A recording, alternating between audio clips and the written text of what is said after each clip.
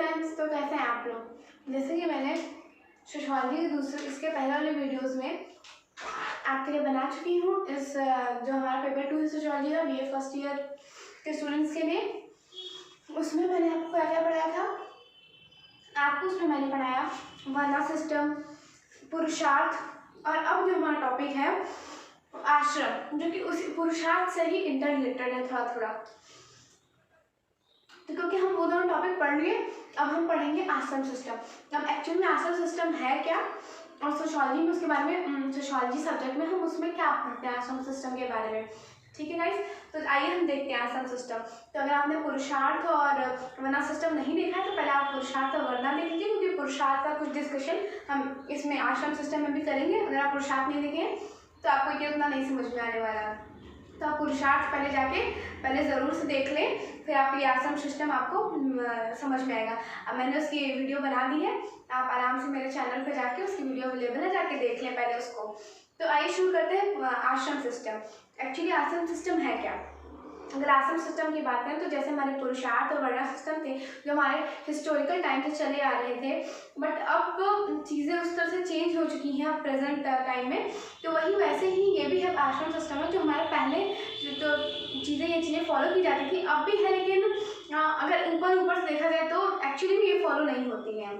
ठीक है, बट अगर एक देखा जाए तो चीज़ें वैसी ही हैं, बट लोग ये मान के या इसको तो बहुत लोग जानते भी नहीं होंगे। हम लोग पढ़ रहे हैं तो हम लोग जान रहे होना एक्चुअली में ये है, एग्जिस्ट नहीं करता है हमारी सोसाइटी में, है लेकिन स्टेप्स वही हैं। बट अभी जब मैं आपको पढ़ाऊंगी तब मैं इसको बताऊंगी तो आप अच्छे समझ पाओगे मैं कहना क्या चाहती हूँ। ठीक है, तो आइए देखते हैं आश्रम सिस्टम। आश्रम सिस्टम एक सिस्टम था जिसके थ्रू बताया गया है कि हम कोई भी प्राणी का धरती पे जन्म लेता है तो उसका शुरू से लेके अंत तक पूरा लाइफ में कितने फेजेस होता है और वो अपने लाइफ को किन किन फेजों में क्या क्या करता है और कैसी लाइफ स्पेंड करता है, और किन फेजों की क्या रिस्पॉन्सिबिलिटी, क्या अथॉरिटी और क्या अकाउंटेबिलिटी होती है। ठीक है, ये तीनों चीज़ों को इसमें बताया गया। हमारा कर्तव्य, हमारा पालन, या इसमें हमें बहुत सारे मतलब ऋण भी होता है, जैसे कहते हैं गुरु ऋण, पितृ ऋण, इस तरह के जो ऋण भी होते हैं वो सारी चीज़ें भी इसमें हम पढ़ेंगे। तो शुरू करते हैं। जैसे कि हमारा आश्रम सिस्टम है तो उसके आश्रम सिस्टम में हमें 2 सोर्स हैं जिससे हमें पता चलता है। पहला चंद योगा उपनिषद है, जिसमें ये तीन आश्रम सिस्टम का जो फेज है वही बताया गया है, ब्रह्मचर्य, गृहस्थ एंड वानप्रस्थ। लेकिन अगर हम जबालो उपनिषद में देखा जाए तो उसमें चारों के बारे में बताया गया है, ब्रह्मचर्य, गृहस्थ,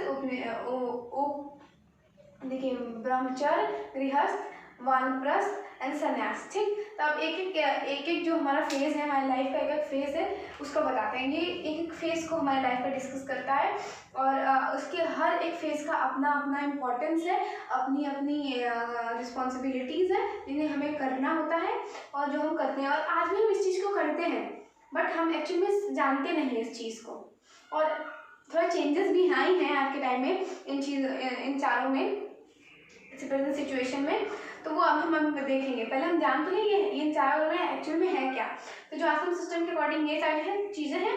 सोर्स में जो कि हमें पता है चंद योगा उपनिषद, जिसमें सिर्फ 3 बताया गया था। तो उसके बाद में जवालो में उपनिषद में ये चारों के बारे में बताया गया, जिसके बारे में हमको पता चला कि अच्छा ऐसा भी सिस्टम जो पहले फॉलो किया जाता था।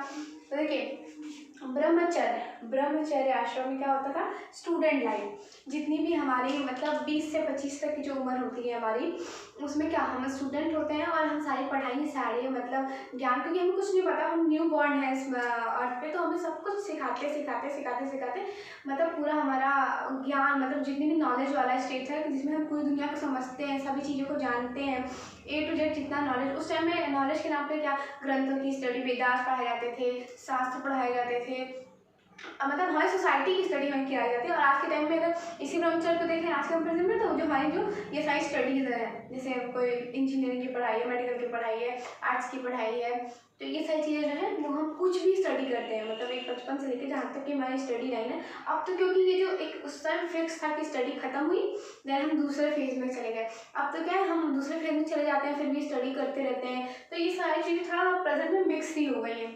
बट पहले क्या होता था, लोग आश्रम में पैदा होते थे, फिर आश्रम जाते थे और वहीं उनकी पढ़ाई होती थी। अब जो इनकी पढ़ाई होती थी, पूरा जो स्टूडेंट लाइफ था इस ब्रह्मचर्य के अंदर आता था। और उसके बाद में पूरा स्टूडेंट लाइफ जब जी लेते थे, फिर अपने आश्रम से गुरुकुल वगैरह हुआ करते थे उस टाइम, मुनि वगैरह लोग ज्ञान दिया करते थे, फिर वो लौट के आते थे। ठीक, वो जब आते थे तो उनकी शादी कराई जाती थी, मीन्स कि वो अपना लाइफ का एक फेज जी लिए। जब वो एजुकेट होके आते थे, मतलब सब कुछ जान के जाते थे सोसाइटी के बारे में, हमें हमारे क्या कर्तव्य है, और वो क्या दे के आते थे, गुरु ऋण। गुरु ऋण मतलब कि गुरु ने आपको आपकी शिक्षा दी तो उसका ऋण आपको दे। जैसे आज हम फी पे करते हैं, तो वो मोड चेंज हो गया है पे करने का, उस समय हम गुरु ऋण पे करते थे और आज हम फी पे करते हैं। ठीक, अब गृहस्थ आश्रम, जब क्योंकि जब हम पहला ब्रह्मचर्य स्टूडेंट लाइफ क्रॉस करके आए, जब हम तीसरा हमारी मैरिज होती है, आफ्टर मैरिज ये आश्रम शुरू होता है। इसमें जितने भी हाउस होल्ड एक्टिविटीज़ होती हैं वो सारी चीज़ें होती हैं, जैसे मैरिज करना, साथ में रहना, husband wife plus baby born करना, प्रोजेनी देना, एक सोसाइटी को आगे बढ़ाना, नेक्स्ट जनरेशन इंक्रीज करना हमारा, और जो भी सारी चीज़ें हैं, मतलब पूजा पाठ, ये सारी चीज़ें इसमें आते हैं। फिर इसके बाद ये सारा जो भी हमारे लग्जरियस प्लेजर, ये सारी चीज़ें हम इस वाले सेक्शन, इस वाले लाइफ के फेज में इंजॉय करते हैं। उसके बाद में थर्ड आता है 1+1+ में क्या होता है, इन सारी चीज़ों को छोड़ के हम 1 की तरफ चले जाते हैं, जिसमें हम मतलब जो होता है हमारा फॉरेस्ट, वहाँ चले जाते हैं, और फॉरेस्ट के जो भी फल फूल जड़ी बूटियाँ हैं, सब कुछ हम फॉरेस्ट की चीज़ों का इस्तेमाल करते हैं। उस समय हमको बस फॉरेस्ट में ही रहना, हम सब कुछ अपना राजपाट, सब कुछ जो भी हमारे पास था, छोड़ छाड़ घर बार चले जाते हैं, वहीं रहते हैं और वहीं सारा अपना जीवन व्यतीत करते हैं। फिर लास्ट में संन्यास आता है, लास्ट में हम तप करते हैं, या मतलब तप वगैरह करते हैं, मेडिटेशन करते हैं, ये चीज़ें करते हैं कि अपना लास्ट टाइम जो है अच्छे से बिताएं और हमें मोक्ष की प्राप्ति हो। अब आपको मैंने बोला था कि इसमें पुरुषार्थ भी थोड़ा आएगा, तो इसलिए आप पुरुषार्थ को वीडियो देखिएगा। तो पुरुषार्थ कैसे आएगा बता रहे हैं। पुरुषार्थ क्या था, 4 ऑब्जेक्टिव थे जिसको पूरा करके हम अपने लाइफ के सभी ऑब्जेक्टिव डिज़ायर को पूरा कर सकते थे। तो ये भी जो लाइफ की फेजेस की बात कर रहे हैं, उन फेजेस में हम अलग अलग ऑब्जेक्टिव को पूरा करेंगे ना, जैसे हाँ, तो ये चारों जो है वो हमारे पुरुषार्थ पे भी लागू होते हैं। तो आइए देखते हैं कैसे पुरुषार्थ पे लागू होते हैं।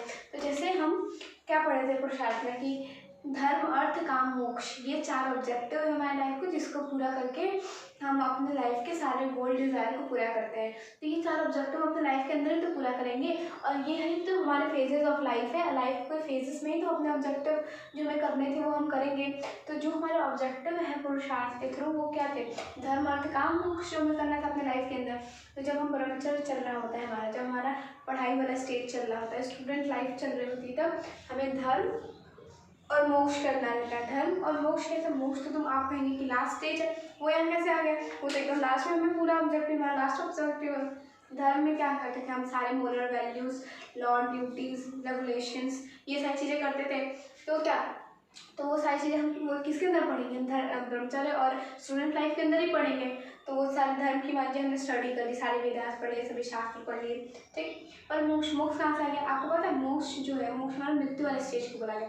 तो मोक्ष, मृत्यु तो कभी भी किसी भी स्टेज, लाइफ के स्टेज में आ सकती है, उसका तो कोई वो डेफिनेट या प्री डिसाइडेड कोई टर्म या कोई फेज तो है नहीं लाइफ का।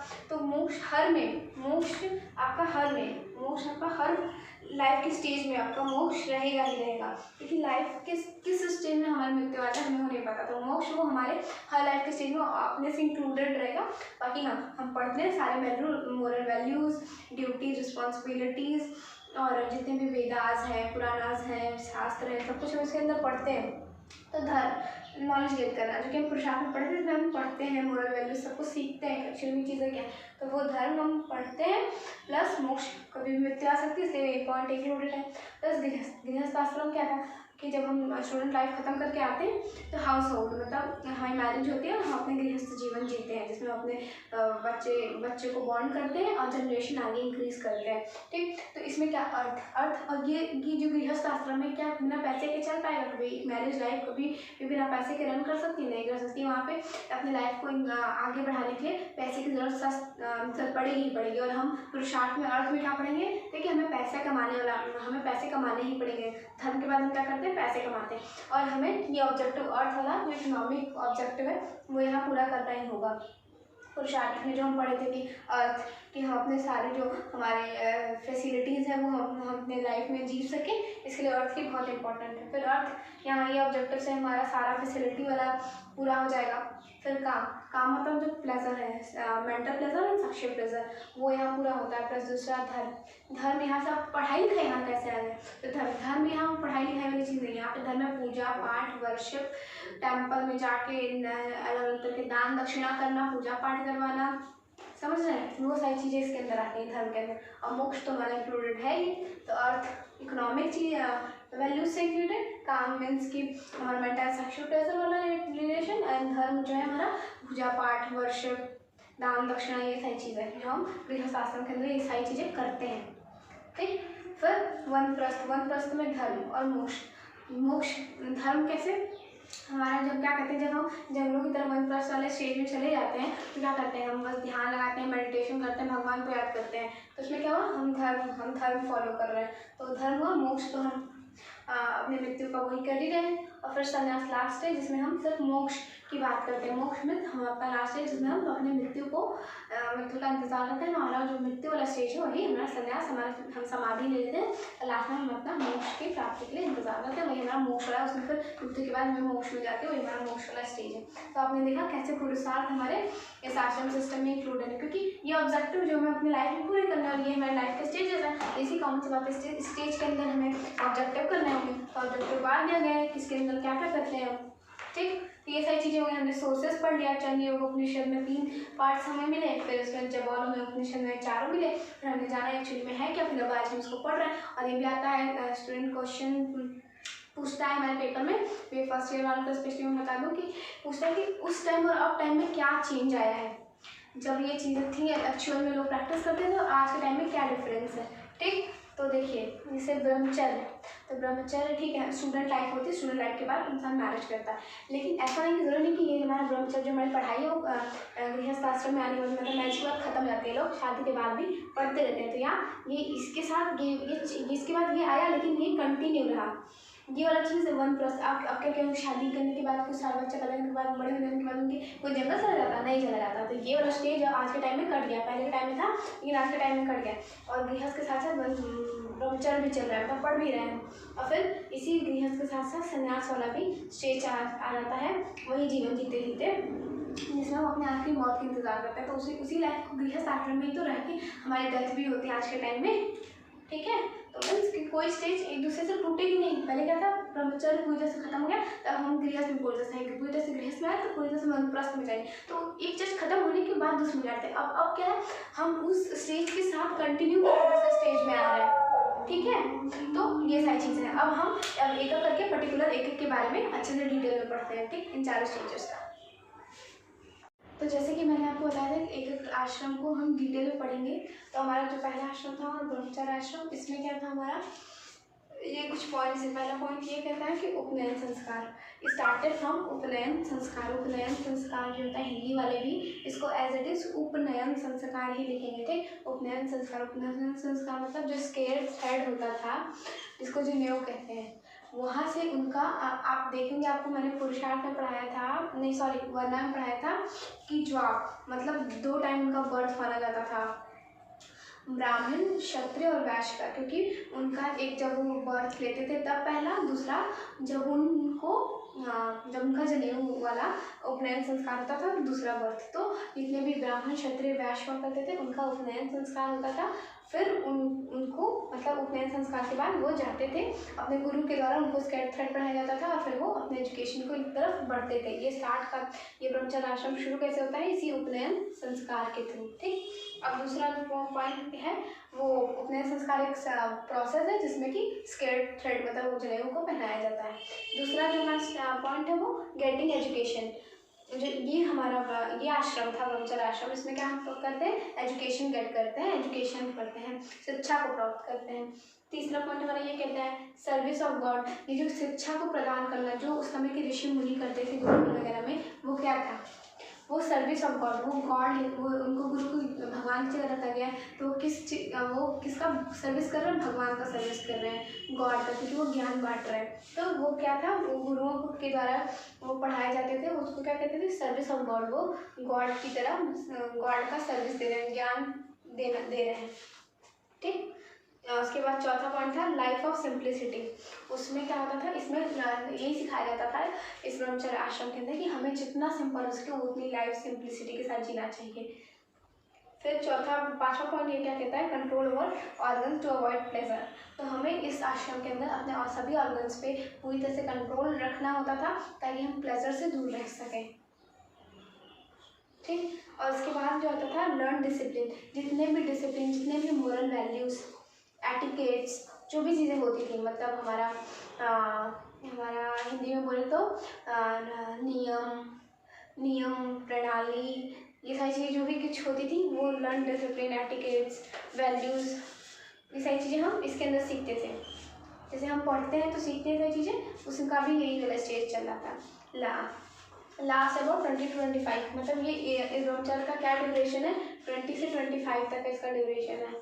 25 तक ये एंड हो जाता था, और पहले भी हो जाता है, वो डिपेंड करता था स्टूडेंट पे कि कौन सा स्टूडेंट कितनी जल्दी अपना नॉलेज जिनका वेदांत शास्त्र जो भी वो पढ़ते हैं कब कंप्लीट करके नॉलेज गेन कर लेता है। ठीक है, और फिर 8वां पॉइंट ये कहता है children of Shudra not right to get education. जो शूद्र के बच्चे होते थे उनको राइट नहीं था कि वो पढ़ लिख सके वेदास को, इसलिए वो बताया गया था ना कि द्वाज, वरना में बताया था आपको द्वाज कहा जाता था ब्राह्मण, क्षत्रिय और वैश्य को, क्योंकि इन्हीं तीनों लोग जो हुआ करते थे दो बार बर्थ, दो बार बर्थ, मतलब एक जब पैदा होते थे, दूसरा जब उनको जो नेम बनाया जाता था उपनयन संस्कार में, तो वही उसी संस्कार के बाद उनको पढ़ने भेजा जाता था। क्योंकि इनको पढ़ना ही नहीं है तो उनका उपनयन संस्कार होता ही नहीं था, और इन्हीं तीनों लोगों को ब्राह्मण, क्षत्रिय, वैश्य को द्वाज कहा जाता था। ये तीनों लोग पढ़ने भी जाते थे। ठीक, इतना बात हुआ। अब गृहस्थ आश्रम में क्या चीज़ है, क्या इंपॉर्टेंट पॉइंट है वो देख लेते हैं। पहला point, start after education and marriage. ये जो गृहस्थ आश्रम होता है, जब हमारा मैरिज एजुकेशन खत्म हो जाता है और मैरिज हो जाती है तब ये हमारा शुरू होता है। ठीक, आफ्टर मैरिज एंड एजुकेशन खत्म हो जाता है और मैरिज हो जाती है देन ये शुरू होता है। दूसरा पॉइंट जो हमारा वो क्या कहता है, सेक्रीफाइसेस है, वर्शिप है, चैस्टी, जो भी पूजा पाठ आपको बताया था ना गृहस्थ आश्रम के अंदर धर्म का क्या मतलब है, पूजा पाठ, दान दक्षिणा, यही सब, तो ये सारी चीज़ें आती हैं। तीसरा पॉइंट ये क्या कहता है, फॉलो धर्मशास्त्र मसली। जो भी धर्मशास्त्र में हम इसमें ब्रह्मचर्य आश्रम में सीखे थे वो सारी चीज़ें हमको इस आश्रम के अंदर पढ़नी होती है, सॉरी पढ़नी होती नहीं, फॉलो करनी होती है। हम उस यहाँ सीखते हैं, यहाँ उसका एप्लीकेशन करते हैं। ठीक, अप्लाई करते हैं उसको। फिर चौथा पॉइंट क्या कहता है, birth to son is essential for, तो जैसे कि हमारा चौथा में क्या है, birth to son is essential for moksha, मतलब कि हम इस गृहस्थ आश्रम में हमें अपने अपने चाइल्ड को बर्थ करना होगा, जिसकी जो कि बहुत ही ज़रूरी है हमारी जनरेशन को आगे बढ़ाने के लिए, और उसी के थ्रू मोक्ष को प्राप्त हो गए, ये माना जाता था हमारे उसमें। और इसका जो टाइम ड्यूरेशन था इसका 25 to 50 का था। ठीक, इसके अंदर ये आश्रम कितने ड्यूरेशन तक रहता था, 25 to 50। इसके बाद लोग वनप्रस्थ वाले में जाते थे। वनप्रस्थ, अब आइए उसको वनप्रस्थ और लास्ट स्टेज संन्यास वाला अब देखते हैं। जैसे कि मैंने अभी इसके पहले वाले में मतलब आपको बताया कि ब्रह्मचर्य और गृहस्थ, अब आपको बाकी दूसरा आखिरी के 2 बता दूँगी, वनप्रस्थ और संन्यास। उसके पहले मैं आपको जब बताई थी गृहस्थ, उसमें मैरिज बताया था, उसमें मैरिज लाइफ बताई थी आपको गृहस्थ में। तो लेकिन आपको ये भी उसमें अगर आप गृहस्थ को थोड़ा सा एक्सप्लेन करना चाहते हो और डिटेल में, तो उसमें इंपॉर्टेंस ऑफ मैरिज भी लिख सकते हैं जो हमारी सोसाइटी में पहला हमारा धर्म, क्योंकि ऐसे उसको धर्म माना गया मैरिज करना, तो उसकी फुलफिलमेंट के लिए हमारा मैरिज है। फिर दूसरा जो है हमारा कि इंक्रीज द जनरेशन या progeny for providing progeny to next generation को एक स्टेप बढ़ाने के लिए, और प्रोजेनी या बच्चे को बर्थ देने के लिए, और तीसरा जो है रति हमारे सेक्सुअल सेटिस्फैक्शन के लिए। तो ये 3 चीज़ें हैं जो एसेंशियल थी हमारे मैरिज में और जो हमारी नीडेड थी मैरिज के लिए या सोसाइटी के लिए। ठीक, तो ये 3 चीज़ें थी जिसकी वजह से हम मैरिज करते हैं। पहला तो धर्म था, फिर उसके बाद में प्रोजेनी के लिए मतलब चाइल्ड के लिए, तीसरा रति मतलब सेक्सुअल सेटिस्फैक्शन के लिए। ठीक, तो ये थी नीड ऑफ मैरिज। ठीक, अब हम बढ़ते हैं वनप्रस्थ की तरफ। वनप्रस्थ में क्या था, लोग अपना एजुकेशन ब्रह्मचर्य में कर लिए, गृहस्थ में अपना हाउस होल्ड वाला लाइफ जी लिए। अब हम क्या करते हैं, सब कुछ छोड़ छाड़ के वन की तरफ, फॉरेस्ट की ओर जाते हैं। अब वनप्रस्थ, वन मतलब फॉरेस्ट, प्रस्थ मतलब मूव ऑन, कहीं से चल देना। तो हम कहीं को चल देना, तो अब हम फॉरेस्ट की ओर चल देते हैं इस वाले आश्रम में। इसमें क्या होता है, पहला पॉइंट इसमें क्या कहता है, leave on forest by the use of fruits and herbs. हम इस आश्रम में फॉरेस्ट में रहते हैं और किसका यूज़ करते हैं, फ्रूट्स का, और दवाइयों की जगह हर्ब्स का, खाने की जगह फ्रूट्स का और दवाइयों की जगह हर्ब्स का। दूसरा जो हमें ये बताता है कि avoid tasty food like meat, मतलब जो हमारा टेस्टी फूड होता है उसको अवॉइड करते हैं। जंगल में जो भी हमें फल फूल मिल जाते हैं और उनको हम खाते हैं, ठीक। अब तीसरा जो हमारा है, अवॉइड लग्जरी लाइफ, जितने भी ऐशो आराम था, मतलब पंखा हवा में अच्छे से सो रहे हैं, ठंडक वाली जगह पे, छाँव में, ये सारी चीज़ें। अब पेड़ की छाँव या आपकी छाँव आपको घर नहीं होगा, जितने ये खा मतलब सुला पी रहे हैं, सोमा पी रहे हैं, जब इस टाइम की स्पेशल डिशेज होती थी वो खा रहे नहीं, वो सारी चीज़ें जो भी था आपके पास वो सब छोड़ छाड़ के, आप लग्जरी की जितनी थी आपके पास छोड़ छाड़ के आप जंगल में रह रहे हैं। अब वो जंगल में आपको कुछ भी मिले। फिर उसके बाद जो होता है चौथा one, control on sense organ, अपने सेंस ऑर्गन पे पूरी तरह से इस स्टेज में कंट्रोल करते हैं। और उसके बाद में यूज़ टाइम इन रीडिंग उपनिषद, और जो भी टाइम होता है हमारे पास, या तो हम भगवान को याद करते हैं और उपनिषद और जो भी चीज़ें हमारे पास उन बुक्स को रीड करते हैं, ठीक। तो ये था 5वां पॉइंट। ये 5 पॉइंट थी हमारे उसमें कि हम वन में जो जो चीज़ें होती हैं उनका यूज़ करके अपनी साइड लग्जरी लाइफ छोड़ के बुक्स वगैरह का पढ़ते थे, भगवान को ध्यान करते हैं। और लास्ट जो हमारा है स्टेज लाइफ ऑफ संन्यास आश्रम में हम लोग क्या करते हैं, इसमें हमारा जो लास्ट स्टेज, जैसे शुरू में क्या था, 25 तक था, स्टार्टिंग से लेके 25 तक था हमारा पहला वाला। उसके बाद हमारा जो कि ब्रह्मचर्य था, ब्रह्मचर्य हमारा जो था वो शुरू से लेके वो था हमारा 25 तक, ठीक। उसके बाद में ब्रह्मचर्य के बाद क्या सा आश्रम शुरू होता है, ब्रह्मचर्य के बाद हमारा शुरू होता है गृहस्थ। तो गृहस्थ क्या था, गृहस्थ जो था हमारा 25 से लेके 50 था। उसके बाद जाता है वानप्रस्थ, वानप्रस्थ जो था 50 से लेके 75 था। और जो संन्यास वाला रहता है वो हमारा है 75 से लेके एंड तक, ठीक। तो अब ये 75 से शुरू हो जाता है संन्यास। इसमें क्या होता है, लास्ट स्टेज होता है हमारे लाइफ का भी और हमारे आश्रम सिस्टम का भी। संन्यास का जो है लास्ट टाइम है, नॉट केयर फॉर लाइफ और डेथ, इसमें हम अपनी लाइफ जिएंगे मरेंगे इस चीज़ की चिंता नहीं करते हैं। और वियर करते हैं bark of tree and perform 5 sacrifices daily, पेड़ों की छाल पहनते हैं, जैसे इसमें भी ये चीज़ हम इंक्लूड कर सकते हैं। वन पर जब हम जंगल जाते हैं तो कपड़े वगैरह इस तरह के नहीं पहनते हैं, पेड़ों की छाल को यूज़ करते हैं, उसको पहनते हैं। और डेली 5 जो पूजा पाठ और वर्शिप और सेक्रीफाइसेस, 5 सेक्रीफाइसेस डेली परफॉर्म करते हैं, डेली करते हैं। और फिर लास्ट में हम अटेन करते हैं मोक्ष को, मतलब हमारी डेथ हो जाती है। और यही हमारे पूरी लाइफ का पूरा एक स्टेजेस था, 4 स्टेज जिसको समझाया गया है, ठीक है। तो आश्रम सिस्टम में इतना ही। अगर कोई भी अगर क्यूरी हो और कोई प्रॉब्लम हो तो आप हमें ज़रूर कमेंट कर देगा। जैसे कि बहुत बच्चे बोलते हैं कि मैम हिंदी में भी पूरा लिख दीजिए, तो अगर आपको हिंदी में भी पूरा लिखना है तो आपको तो मैं समझा दी है सब कुछ। अगर हिंदी में लिखने लगेंगे ना तो बहुत ज़्यादा हौच पौच हो जाएगा और मतलब बहुत चीज़ें समझ में नहीं आएंगी। आप बुक पूछिए, मैं आपको बुक बता दूँ, उसमें हिंदी में लिखा होगा यही सेम चीज़, तो आप उससे समझ लीजिएगा। क्योंकि अगर हिंदी में भी मैं समझा तो हिंदी में ही रहूँगी, नहीं हो तो आपको समझ तो आ ही गया होगा।